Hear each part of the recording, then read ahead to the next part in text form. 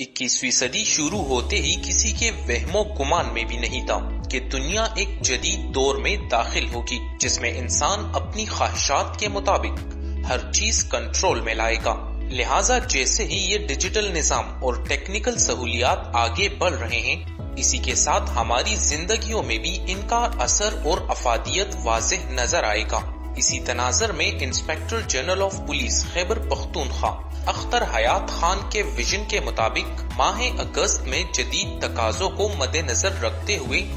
Safe city Lahore और इस्लामाबाद के तर्ज पर एक खूबसूरत मर्दान में कमांड एंड कंट्रोल सिस्टम कायम कर दिया गया।